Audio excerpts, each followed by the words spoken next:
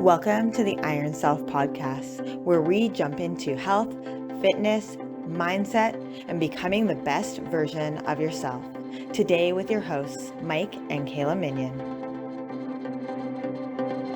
Hello, everybody. Hey guys, welcome to today's episode. Today we are talking about the myth of the calorie deficit. Now I know what anybody who has any training in the nutrition realm is thinking. There is no myth about a calorie deficit, but what we actually want to talk to you guys about today is the myth around the general population's thought of what the calorie deficit is.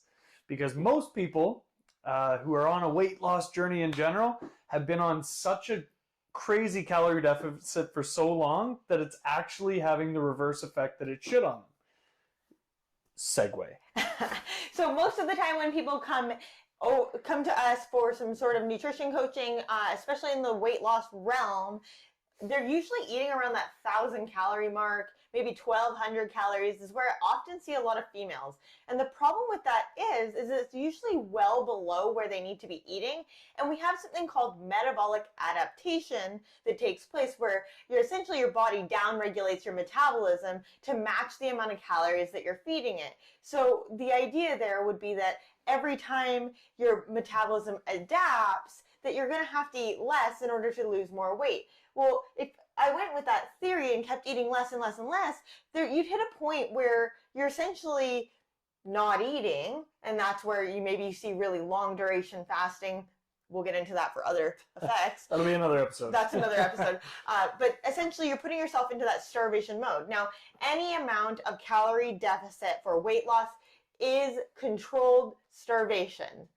Do I need to say that again? It is controlled starvation. So there is no point where you will not necessarily feel hungry. I mean, if you're eating a lot of whole foods, maybe you're going to feel really satiated, but it is controlled starvation in order to lose weight. I want to jump in there for 1 second because, again, a lot of our clients that come to us for nutrition, for weight loss, have completely lost their hunger cues. They show up and they say they never feel hungry. They're eating 1,000 calories a day and they never feel hungry.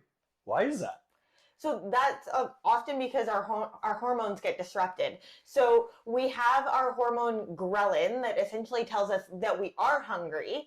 That's like that. I always associate it with that grumbly feeling in your tummy. Not the grumble of ghrelin. Not that it necessarily always grumbles, but ghrelin and grumble, it's how I remember it. And then leptin being our satiety hormone. So it tells us that we are feeling satiated.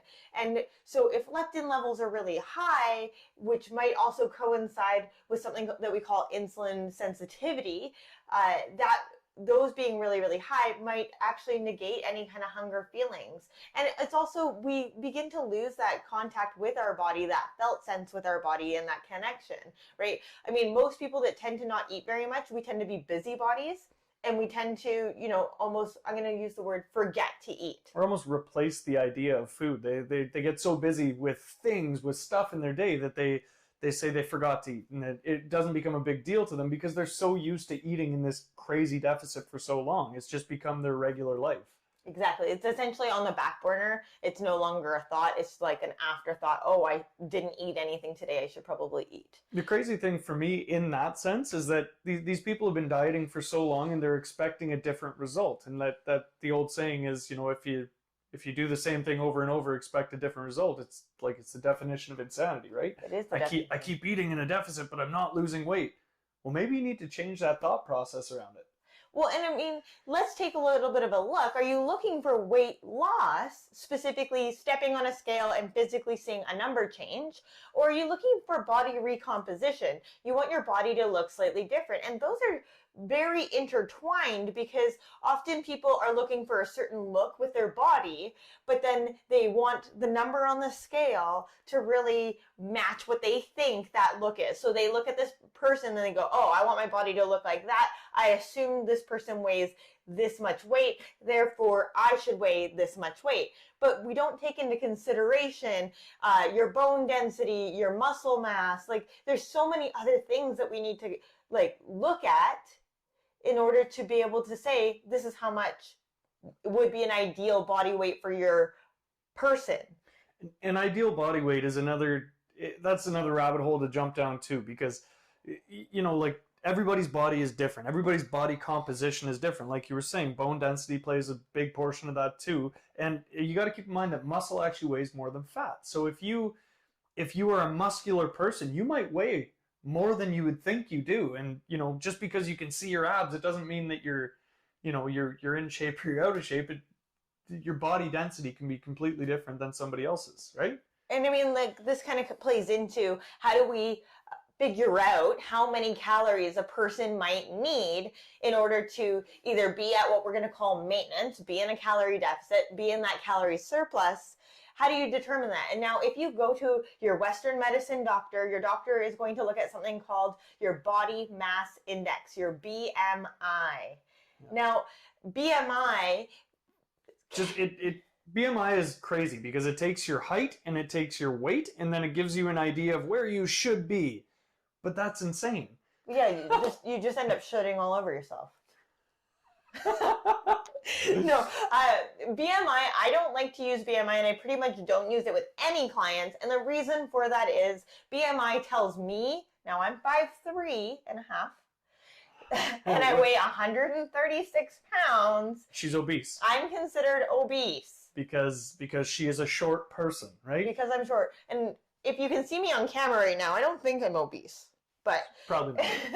but the thing is that it essentially tells you that you should be this certain way. So then we're just exacerbating the issue that I should weigh a certain amount based on what the scale tells me. And if the scale doesn't tell me, then I'm either good or bad. I let it define my being. For Kayla's height, I think for her to be in the normal range, she should be, according to it, I think between 110 and 115 pounds. That is insane. That is an absolute mind-blowing thing that they're telling people that are short that they better be thin as well. They better have no fat on them. I'm sorry. That is not the right way to go about it. So now that we've said BMI is probably not the best way to do it, the very best way to do it would be to figure out your maintenance calories. So this is one of those things where you can definitely, you go to a professional that knows how to figure out what your body fat percentage is. They can tell you what your lean mass is. They can do this through a couple different ways. They could do a DEX. They could do like skin fold calipers. There's several ways to do it. We use skin fold calipers because, you can take an average of your 3 clips and go from there. And it's a fairly accurate way to do it. To find a body fat percentage, and from there we can figure out calories, and it's this big scientific number game to make these magic numbers to tell you where you should be. There are tons and tons of equations that you can do online too. You can plunk a little thing in and it gives you an idea. At the end of the day, everything is an equation. Just because an equation spits out a number at you does not mean that that equation or that number is correct, because it gives you a ballpark. So it'll say, this is your ballpark for maintenance calories. Yep. Now, if this is my ballpark for maintenance calories, let's spend a little time playing with this calories. Am I able to maintain my weight at this level of calories? Am I gaining weight or am I losing weight? Because you've got to determine what your true maintenance is. And I'm going to give you an example of this, okay? This works really well for Mike, maybe not so well for myself. So we were trying to determine Mike's maintenance calories. So I calculated them, and now I do pride myself on being really good at weight loss. So you don't come to a weight loss coach to put on muscle or put on weight necessarily. But anyways, Mike came to me and he said, I want to put on some weight. And I said, okay. So we determined what maintenance was, and we put him about 500 calories above that, because I know that Mike's metabolism is quite quick and quite adaptive. His body loves food, and it just seems to just burn it, okay? So Mike, we started him out. He was eating a ton of calories. It was right around the 3,000 mark. Just over 3,000. I think we were at 3,200 to start, and I was still losing weight. And what I should have done is I should have monitored him every week to every 2 weeks, looking at whether or not he was gaining or losing weight. What ended up happening was I left it for a month. And I lost about 7 pounds. No, it was closer to the 10-pound mark. But anyways, it's a big loss. The point is that he was eating 3,000 calories and he was losing weight. And I should have looked at that well before then. So then we started increasing calories, and it got to the point where we were sitting about 4,500 calories and found maintenance. He I like wasn't to eat. he wasn't gaining weight, he wasn't losing weight. 4,500 calories based on what his physical activity level was at the time ended up being maintenance. And so that was really mind-boggling for us, because it was like, okay, we have to play around with this, because the equation told us, I think the equation told me around 2,800 was maintenance for him. And so, which is why we put him just over 3,000 calories for that surplus. But again, I want a little caveat here is that this is a trained professional who does this for a living. Like, this isn't just an equation on the internet. This is actually what we do. Science. And this is a good way to see that everybody is completely different, right? So just because a calculator tells us that this is what those calories should be, doesn't mean that that is set in stone, because my body likes to rev high. I have a very fast metabolism. My body loves to burn food.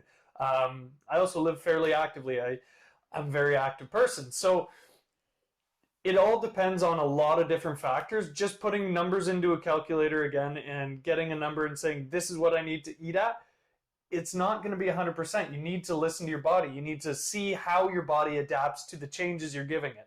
And a second caveat to that is, if you're eating 1,000 calories and you figure out that your maintenance is 2,200 calories, the last thing you're going to want to do is jump from 1,000 to 2,200 in a day and then stay at this 2,200. You're just going to put on weight. You're going to actually start packing on weight, because your body's going to be like, oh, what do we do with all this extra food? Store. Because you have to slowly bring that metabolism up. Otherwise, your body won't know what to do with it, right? So I've got a couple different things here. I mean, I've been listening to what you're saying, and I'm like, oh my gosh, we got to talk about this. Oh my gosh, we got to talk about this. So a couple of different things. So Mike's metabolism is really quick, which actually means that it's really inefficient. Sucks. Yeah, it's really inefficient. I, on the other hand, my metabolism is very slow and it's very efficient. So what that means is that for every molecule of fat or carbohydrate that my body burns, I actually get the most. I suck all of the energy that I can out of every molecule. Whereas Mike's body is like, we'll take a little bit here, we'll take a little bit there. We don't need all of that, and so it becomes very different in how our bodies burn. Now, when it comes to weight loss for myself, I have to really be very mindful. And so Mike's talking about rebuilding that metabolism. If you have 1,000 calories and we're going to rebuild that metabolism, we need to slowly increase those calories, bring you up, figure out what your maintenance is to decrease. Now, I have a lot of people that are living in fear going, oh my gosh, I'm going to put on weight. But I'm going to tell you right now, if we rebuild that metabolism, you shouldn't put on any weight whatsoever. You might put on a little bit of water weight in the first. Right when you're first starting back into it. And I've seen this before, and I've had people that like kind of freak out and they're like, I'm up 2 pounds. And it's like, okay, calm down, stick with the program, because if you jump back to these super low calories, you're going to be right back where you were. We're slowly introducing calories so that we can build that back up, right? Yes. So there's a lot of things that kind of play into here. Now, males versus females are also very, very different in how we respond to calories, to food. So I'm going to kind of touch on those differences, and I'm going to get a little like nerdy and sciencey on you guys. I'm a nerd. But I think it's really important that we understand this. So females, we have our reproductive cycle, right? So our body changes our hormone levels throughout the month, right? We go from what I'm going to call my energy phase, because that's what I feel the most energy. I get really like happy. It's our follicular phase. So right after you've had your period, it's the follicular phase, and our estrogen levels are high, where our serotonin and dopamine, so our feel-good hormones, are also very high because estrogen's high, where our leptin levels are nice and like level. You'll notice that hunger satiety seems to be pretty average. Side effect of that, that's the best time for growing muscle if you're a woman. It is, yes. Now, all of a sudden, you have ovulation, and estrogen starts to kind of it peaks at ovulation and slowly depletes from there, and we get our progesterone levels that start to rise. Now, progesterone, think of it as when you go into the luteal phase, so after your ovulation, your body essentially says, we might be pregnant. We prepare for baby. So what happens is that prepare for baby stage, now that luteal phase can vary in length, but that phase is all about Storage. Yeah. Pack it on, right? You got to get ready for this baby. Yeah. Whether you're pregnant or not. So it actually doesn't matter if you have consummated, we'll call it, if you're pregnant or not. It literally makes no difference. Your body doesn't know the difference. So with the progesterone levels rising, what happens is it says to your body, we need to start storing things. And so progesterone levels rise, we start to lose as much serotonin and dopamine, so those levels drop. You'll notice that your energy levels, your mood maybe changes. I kind of call it the crazy phase because you're not really sure if you're... I think I'm the one who calls it the crazy phase, to be honest. And then your leptin levels actually rise. Now, leptin being your satiety hormone, you think, oh my gosh, okay, I should feel more satiated. But because your body is preparing for possible birth, like child, not birth, whatever, storage of baby. Storage of baby, pregnancy? Pregnancy, that's the word I'm looking for. Storage of baby, guys. Oh my gosh. Anyways, so because your body is preparing for that, it essentially blocks the leptin levels. And so we get leptin resistance, which blunts that signal from leptin to your brain saying, hey, we're feeling satiated. So there is this increased hormone for the satiety, but at the same time, it's blocking it. So it's like, nope, we're just going to keep eating. Now, it's just... During that luteal phase, females actually burn 100 to 300 more calories a day. But the problem is because our satiety is blunted, our ghrelin levels rise, so we get increased hunger, that most females tend to overeat by about 500 calories a day. So now let's think on that. If I have a 100 to 300 calorie deficit and I'm overeating by 500 calories a day, still a 200 calorie surplus. 200 calorie surplus. Now, that doesn't seem like much, but if I'm in a 200 calorie surplus... 7 days a week, that's 1,400 extra calories. Bam. Mic drop, right? Like, that's a lot. Now, 3,500 calories is 1 pound of fat. So if I'm in that surplus at that minimum of 500 for 2 weeks, I'm almost at a pound of fat. In that late luteal phase. Now, couple that with cortisol being your stress hormone. So you got progesterone saying store stuff. Then cortisol comes in and goes, hey, I know you're really stressed. We should also make sure that we store stuff. Yeah. And now what's happening in that female body is like store. So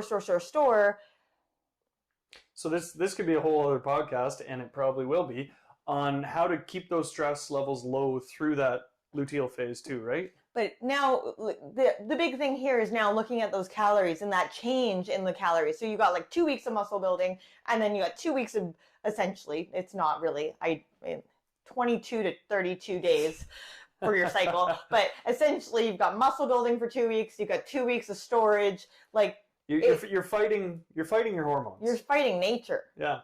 So don't feel bad. Like there's so many women that struggle with weight loss, and you are not alone, and it is not an easy thing to do. So reaching out to somebody that does know what they're doing, it can help a lot. Or just, doing a lot of research on your own. Be the scientist, be the nerd, figure out how to make it work. And hormonal changes also take place in menopause and postmenopause. So just making sure that you are feeding your body and moving your body as optimal for your hormones, it can become very beneficial for females specifically. Now, males, they don't have the same fluctuations in their hormones, and we do have lower testosterone as we age, and then we start to put on more weight right around here. The midsection, right, which is called male pattern weight gain. Just like male pattern baldness. No. But essentially, your leptin and ghrelin levels don't fluctuate as what I'm going to call as crazy. She loves the word crazy when she's talking about it. My hormones. Ladies. Yeah, I don't know.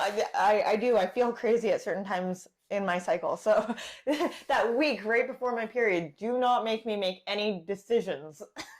They're very emotion-driven decisions. They're emotion-driven.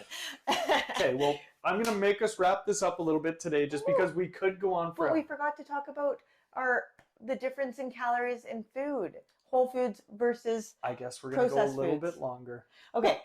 So we preach whole foods. What are whole foods? Make it easy. Whole foods are going to be anything that comes naturally. So the least processed form of the food possible. So if you are eating meat, just eat the meat. If you are the real meat, not like meat slices. Or like chicken cutlets that are breaded or something. Right? Yeah. Or So we're talking about whole foods being vegetables, fruit, nuts, seeds, beans, lentils, meat, essentially, I mean, you could look at some dairy products, but they are pretty processed as well. Essentially, as close to its natural state as possible is the easiest definition of a whole food.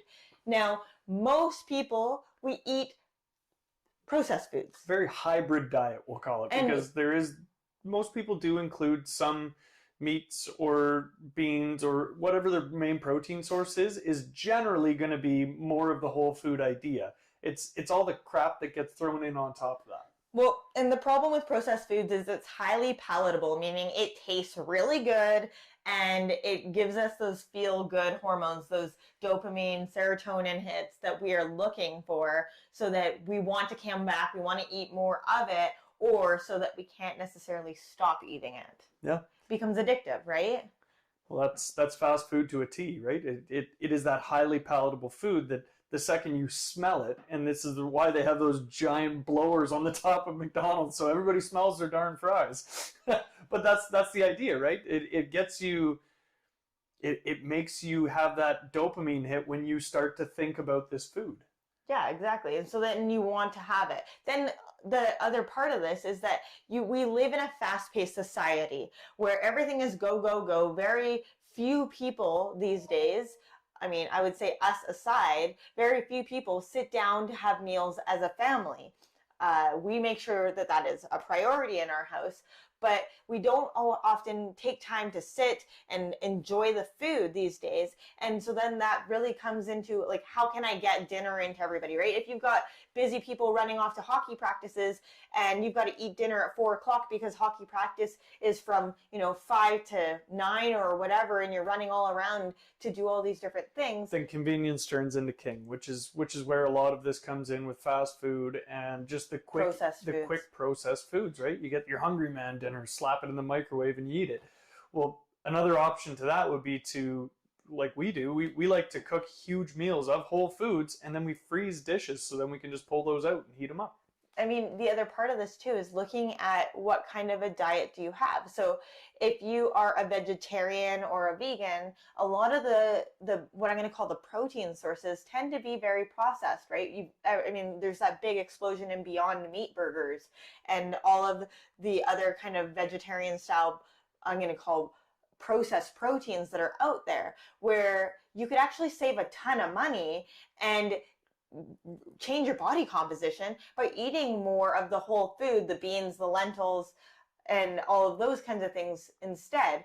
But it takes preparation, and I think that's where the piss poor planning causes the 5 Ps. The 5 Ps, right? It's what is it again? Proper preparation prevents poor performance. There it is. There you go. Apparently I had it backwards there. Yeah. You wanted to start with the piss poor.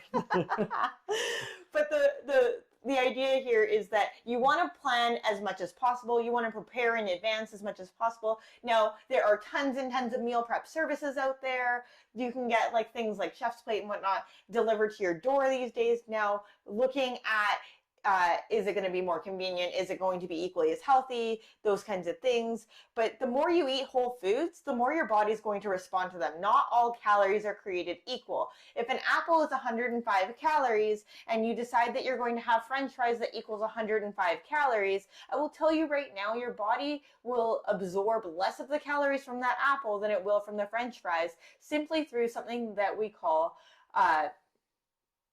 active thermogenesis, essentially. So it's the amount of calories that your body burns in order to process a food. And now we don't often take that into consideration when we're counting calories and so on and so forth, because we don't need to say, oh, that apple, I'm going to actually only absorb 70 calories and do all the math to downregulate that. But the more you eat whole foods, the more satiated your body's going to feel, the healthier you're going to feel, and you will change your taste buds over time.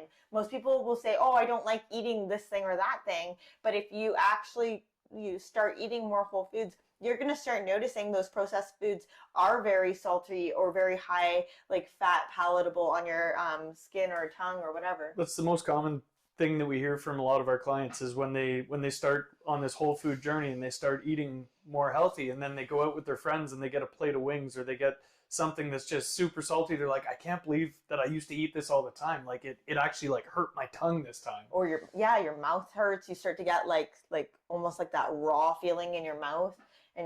But it's crazy because without knowing about this and without changing these thought processes we have around the food and the way that we perceive it, then your body just adapts to it and gets used to the fact that, yeah, we're just going to throw all these empty calories at it, and it just, that's normal. Right. So let's go back to the original purpose of this episode. This episode was the myth of the calorie deficit. And I think we talked till we were blue in the face almost about what a calorie deficit actually is and determining maybe what maintenance is and coming above or below depending on what your goals are. So, and I want to touch on that one more time quickly, just because a lot of people are probably listening. They're like, okay, well, you told me that I'm probably eating too little of food, but how do I get there without knowing exactly what my body fat percentage or anything like that is? And the easy answer to that is it's going to take some time. So if you want to do it on your own, 100% empower you all the way. The best way to do it would be take what you're currently eating, track it, and then slowly add a little bit more calories. So say where you're at is 1,000, add up to 1,200. Eat that for a couple weeks, see what your weight does. If it fluctuates at all, nope, great. Bring it up a little bit higher. What we actually want to do is get a little bit of a raise in your weight. So then your body, then you know, okay, if I went up by 200 calories for, an 8-week period, and now I'm at 1,800 calories and I get a little spike in weight, well, now we know that that is above maintenance. So now we're going to actually come just below that and stay, say, 1,700, 1,600 or whatever it would be, so that you're just under where you started to gain weight, and that'll be your maintenance. Now you're going to have to eat there for a little bit so your body gets used to what it should be taking in. And you'll get some good body recomposition at maintenance anyways. Right? So just at maintenance, if you stick at that maintenance for a month, whatever, your body's going to get used to that. You'll see changes in your body. And then at that point, if you want to lose some weight, then you can take it just under that. And again, you're not dropping right back down to 1,000, but come down from 200 to 500 calories, depending on what your goals and how fast you want to lose weight. But you don't want to do it too fast, because anything too fast like that is not going to be sustainable. And then you're going to be right back where you started. And if you are a chronic dieter and you've done a lot of dieting in the past, your body will fight you a lot harder when it comes to dieting. So too drastic of a drop, you will see your body fight you back on that a little bit. So be really conservative in the deficit, and you have to be your own scientist. And even when you come to a professional like us, you have to be a scientist when you're looking at it and go, are we seeing the changes that we want? What else can we do? Because if you drop those calories too low for too long, again, you get that metabolic adaptation, and now you're back to square one all over again. And the other thing for that is, if you are what we'll call a career dieter, you've been dieting forever, you might need to stay at that maintenance for longer than that month. It takes a while for your body. Your body is a beautiful thing. It will learn how to regulate again, but you got to think, you've been in that calorie deficit for so long, your body needs to figure out how to use its systems properly again. So you might be there for a while. Well, and the biggest indicator that you know that it's okay to start playing around with your calories a little bit more after you've been at maintenance for a while is hunger and satiety cues. Like if you eat and you're hungry after you eat, your hunger and satiety cues are still a little bit wonky. If you feel hungry, you eat, and you feel satiated after you eat, and you don't feel like you need to eat for a while after, then you know that things are kind of working to your benefit. And you want to see things like your nail growth becoming, harder or fuller. You want to start noticing maybe your skin complexion clears up. Like there's a lot of things that take place when your body is at maintenance for a while, and you'll start to notice that your body just works and runs a little better. Yeah. So I think that was the last thing that I wanted to say. I didn't want to leave anybody hanging, right? If we're giving you the information, I want to give it to you so you can actually use it. Yes, and I hope that you guys got something out of today's episode. If you loved today's episode, please like it, share it with your friends, share it with your loved ones, share it with someone that you feel could benefit from today. Thank you so much. Take care. Have a good day, guys. Bye for now.